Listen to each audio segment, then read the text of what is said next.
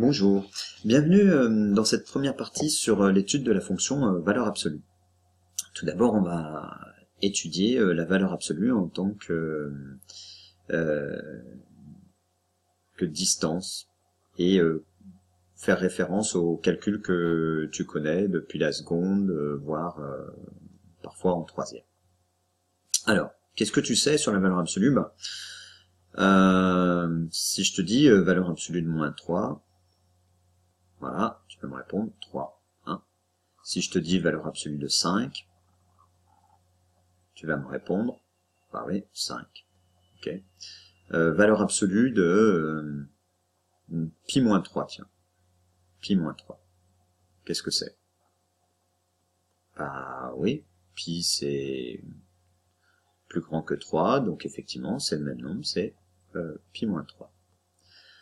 Par contre, si je te demande valeur absolue de 3 moins pi, oups, qu'est-ce que c'est, valeur absolue de 3 moins pi? Hop, voilà. Et ben là, effectivement, 3 moins pi, c'est négatif, d'accord? Donc, c'est en fait la même chose que moins pi moins 3, ok? Où pi moins 3 est un nombre positif. Donc, finalement, c'est égal aussi à pi moins 3. Hein, c'est comme si pi moins 3, c'était le nombre 3 ici que j'avais. D'accord? Voilà. Eh bien, avec ça, essayons de mettre ça sous forme de définition. Qu'est-ce qu'on a remarqué? On a remarqué que quand le nombre, là, est positif, bah, la valeur absolue, c'est le nombre lui-même. Par contre, quand le nombre est négatif, hein, c'est l'opposé du nombre, c'est-à-dire c'est le nombre, mais sans le signe moins, c'est-à-dire c'est moins 3. D'accord? Alors, essayons d'écrire la définition. La valeur absolue d'un nombre grand A est égale au nombre grand A si grand A est supérieur ou égal à 0 et est égal au nombre moins grand A si grand A est inférieur ou égal à 0. Comme on note, on vient de le voir plusieurs fois, on note valeur absolue de A avec 2 barres comme ceci, verticales. Voyons comment ça peut fonctionner avec une expression comme ça. Si je cherche la valeur absolue de moins 2x plus 3. Alors, apparemment, il faut que je cherche quand est-ce que moins 2x plus 3 est positif. Donc je vais écrire là, hein, moins 2x plus 3, quand est-ce que c'est positif? Voilà, c'est positif quand moins 2x est supérieur ou égal à moins 3, c'est-à-dire quand x est inférieur ou égal à moins 3 sur moins 2, attention, on divise par un nombre négatif, donc inférieur ou égal à 3/2. Eh bien, je vais me servir de ça, puisque d'après la définition, la valeur absolue d'un nombre est égale au nombre grand A si grand A est positif. Donc, moins 2x plus 3 va être égal à moins 2x plus 3, c'est-à-dire à ce nombre grand A. Si ce nombre est positif, c'est-à-dire si ce nombre est positif, si x est inférieur ou égal à 3/2. Et c'est égal à moins mon nombre grand A, c'est-à-dire moins 2x plus 3, ou encore 2x moins 3, si ce nombre-là, c'est-à-dire, je vais la refaire, hein, mon accolade, si ce nombre-là est négatif, c'est-à-dire si, on a vu, quand est-ce que c'est négatif, c'est positif quand x est inférieur ou égal à 3/2, donc c'est négatif, ou nul, quand x est supérieur ou égal à 3/2. Voilà. Voilà l'utilisation la définition de la valeur absolue et son utilisation dans des situations un petit peu différentes que lorsqu'on a un nombre, je dirais un petit peu tout bête, comme ça. Hein. Mais on voit que ici, là, quand j'ai pi-3 ou 3-pi, c'est déjà un nombre un peu moins tout bête. Hein. Si je te redemande maintenant valeur absolue de racine de 2 moins 5, qu'est-ce que ça va être? Eh ben oui, hein, racine de 2 moins 5, est-ce que c'est positif ou négatif? Bah, clairement c'est négatif, donc ça va être égal à 5 moins racine de 2, ou encore moins racine de 2 plus 5, hein, voilà. Voyons maintenant quelques propriétés de notre valeur absolue.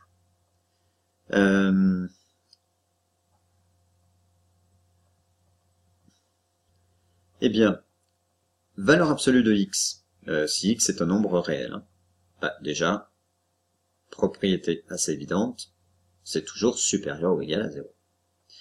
Valeur absolue de moins x, c'est égal à quoi? Bah, oui, c'est égal à valeur absolue de x, d'accord? Puisque le signe, en fait, hein, n'influe pas.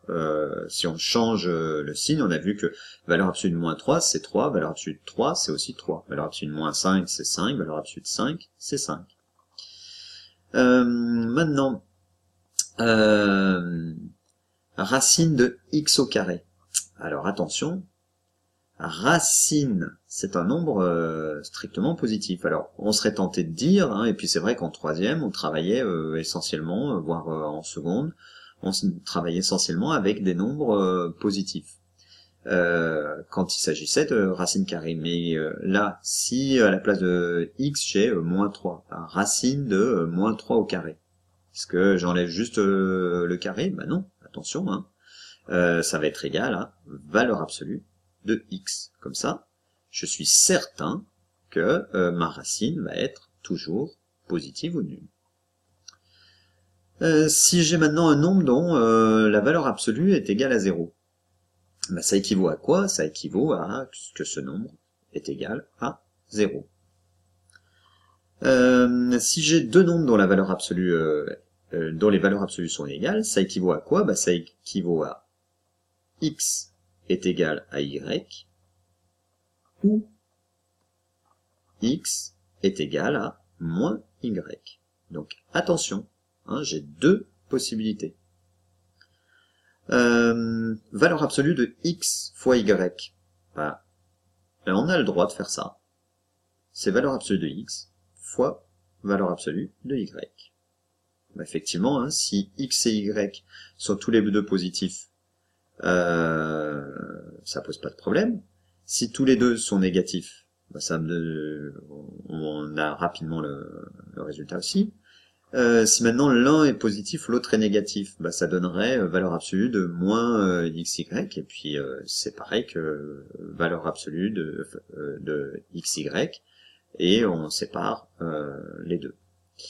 De même, valeur absolue de x sur y, c'est valeur absolue de x sur valeur absolue de y. Attention, pour y, différent de 0. Alors, quelques exemples autour de ces propriétés. Bon, bah, effectivement, valeur absolue de, j'avais pris tout à l'heure pi-3, effectivement, c'est supérieur ou égal à 0. Hein, c'est égal à pi-3. Valeur absolue de moins 5. C'est pareil que valeur absolue de 5, et c'est bien égal à 5. D'accord? Ceci dit, je pourrais le faire aussi avec valeur absolue de x moins 2.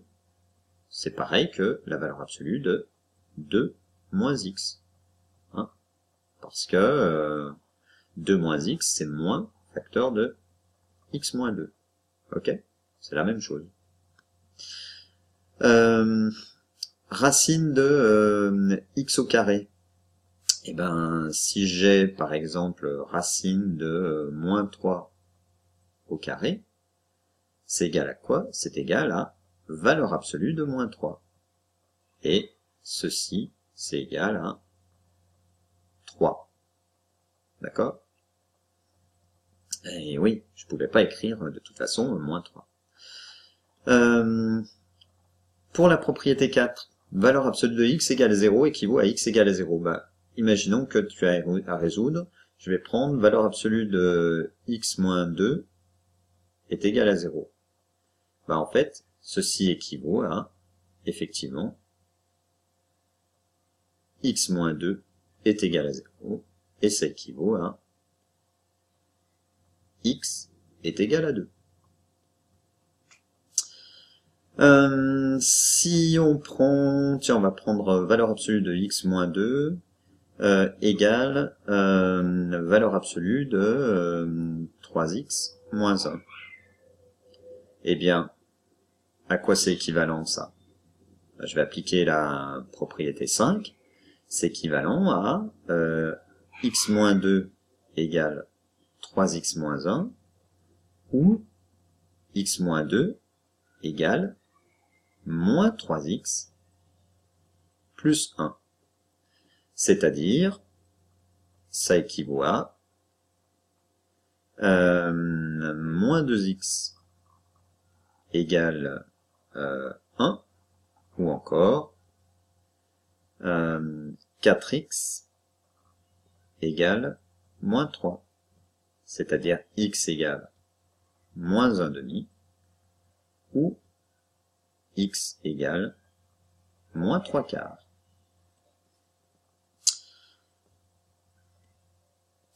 Enfin, pour les deux dernières propriétés, eh bien, effectivement, hein, si j'ai valeur absolue de x moins 2 facteur de x moins 3, je vais pouvoir dire que c'est valeur absolue de x moins 2 multiplié par valeur absolue de x moins 3. Hein, ce sera plus facile, ça pourrait être plus facile à étudier dans ce sens-là ou dans l'autre. Donc il faut pas hésiter, hein, ça se lit dans les deux sens, c'est-à-dire que valeur absolue de x moins 2 fois valeur absolue de x moins 3, c'est aussi égal à valeur absolue de x moins 2 facteur de x moins 3. Là, on a un trinôme du second degré dont on va rapidement trouver le signe. Et je pourrais plus facilement trouver le résultat que si j'ai ces deux valeurs absolues.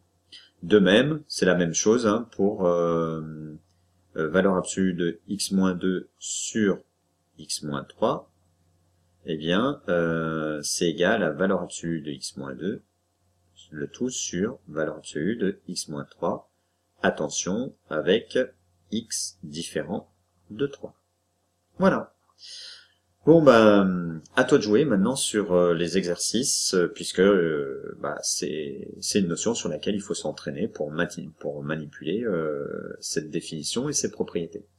Allez, ben, bon courage, et puis à bientôt pour la suite sur ces valeurs absolues.